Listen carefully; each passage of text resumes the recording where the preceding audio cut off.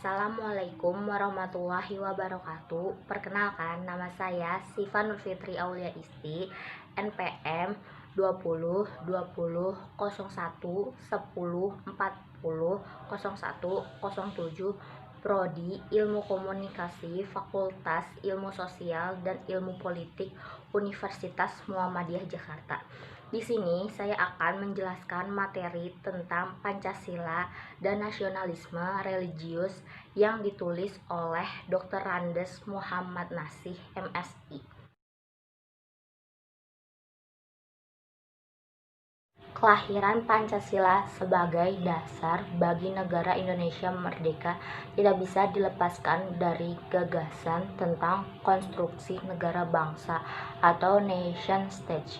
Itulah sebab para pengusul Pancasila sebagai dasar negara dalam sidang-sidang Badan Penyelidik Usaha-Usaha Kemerdekaan Indonesia atau disingkat BPUPKI, di antaranya Soekarno dan Hatta, disebut sebagai kalangan nasionalis. Kalangan nasionalis menjadi mitra debat kalangan Islamis. Disebut kalangan Islamis karena mereka menggagas konstruksi Indonesia merdeka sebagai negara Islam atau Islam sebagai dasar negara. Walaupun sebagian besar kalangan nasionalis juga beragama Islam, mereka tidak disebut sebagai kalangan Islamis dalam konteks ini karena gagasan tentang konstruksi Indonesia merdeka tidak berorientasi hanya kepada Islam. Kalangan nasionalis mendapatkan gagasan tentang konsep negara bangsa dari negara-negara Eropa yang telah terlebih dahulu menggunakannya. Latar belakang sejarah kelahiran konsepsi negara bangsa di Eropa adalah penentangan kaum reformis terhadap konsep penyatuan atau integralistik antara gereja Katolik dan negara. Dengan kata lain, gagasan tentang negara bangsa di Eropa muncul karena tuntutan pemisahan antara agama dan negara. Penyatuan antara keduanya telah menyebabkan berbagai bentuk penyelewengan kekuasaan. Namun, alur berpikir kalangan nasionalis tersebut belum bisa ditangkap secara komprehensif oleh kalangan Islamis, sehingga menyebabkan kalangan Islamis menolak habis-habisan konsep negara bangsa. Mereka berpandangan bahwa konsep negara bangsa adalah konsepsi tentang konstruksi negara yang sekuler yang akan menyebabkan agama terpinggirkan dari negara. Karakter negara bangsa sebagai konstruksi negara Republik Indonesia sesungguhnya berbeda secara sangat signifikan dengan konsepsi negara bangsa yang lahir di Eropa.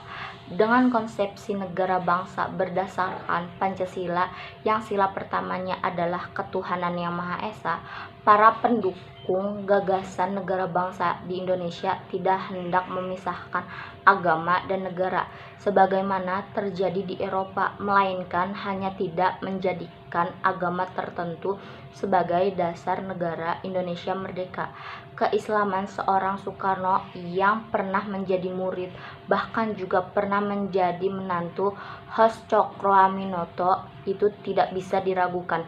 Keislaman Hatta yang pemikiran-pemikiran ekonominya dipandang memiliki dasar pijakan yang kuat dari perspektif Islam juga tidak dapat diragukan. Keduanya berpandangan bahwa dengan mengkonstruksi Indonesia sebagai negara bangsa tidak lantas akan menyebabkan agama Islam terpinggirkan.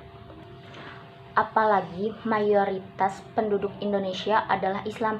Soekarno bahkan berpandangan simpel tapi sangat logis bahwa jika Islam terpinggirkan dalam negara yang mayoritas penduduknya Islam, kaum muslim yang ada di dalamnya perlu ditingkatkan kualitasnya. Selain itu, kebangsaan yang dimaksud di Indonesia juga berbeda dengan konsepsi kebangsaan di Eropa, sebab kebangsaan di Eropa disebabkan oleh kesamaan bangsa yang lebih disebabkan oleh garis keturunan yang sama.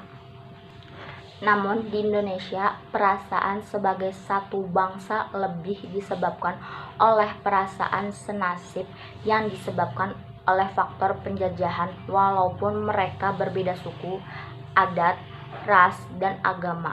Karena itu, konsepsi negara bangsa dalam konteks ini, sebagaimana dikatakan Soekarno, bukan hendak mengerdilkan agama, melain hendak menempatkan agama-agama yang ada dan dipeluk oleh warga negara Indonesia dalam posisi yang sama di hadapan negara.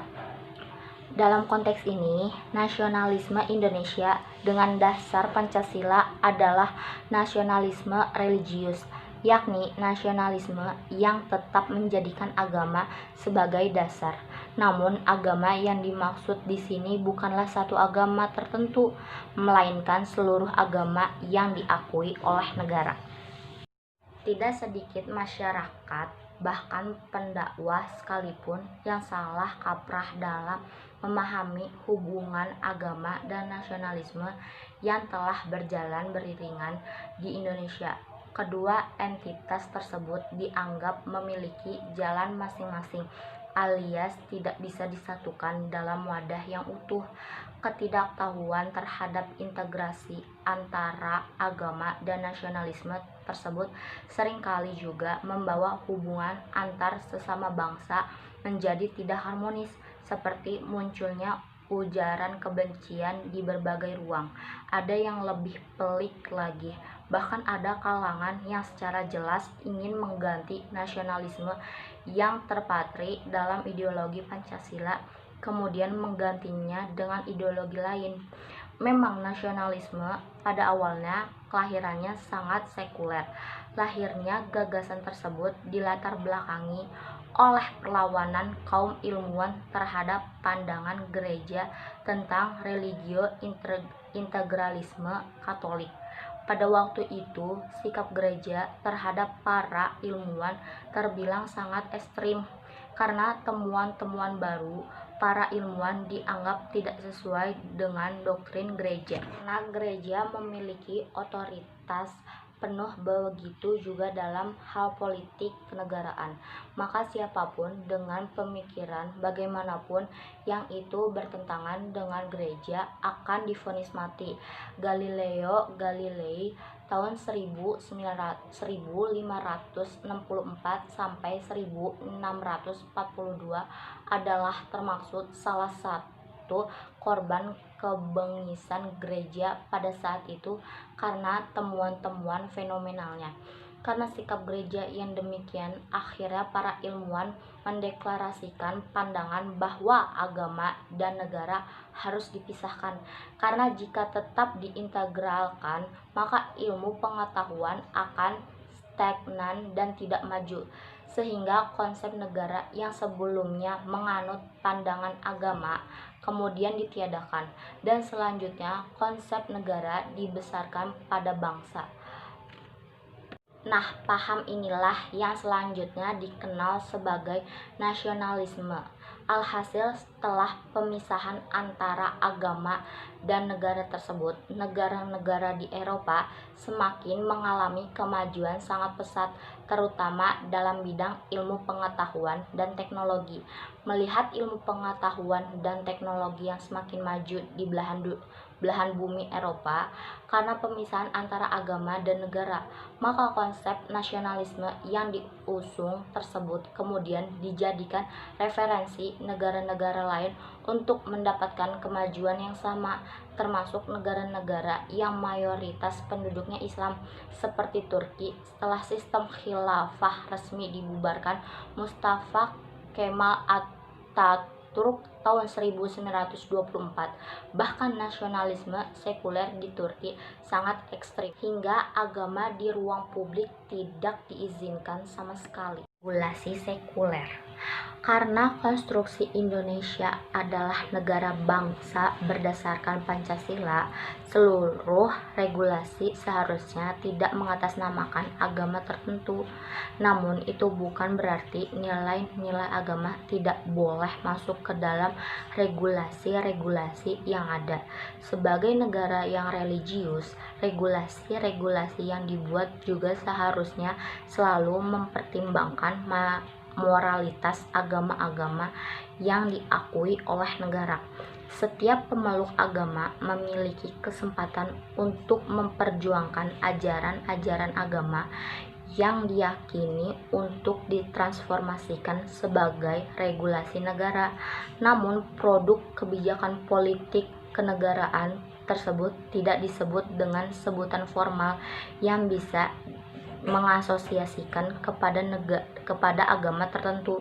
Dengan demikian, regulasi tersebut bisa diterima oleh seluruh warga negara tanpa pandang agama mereka.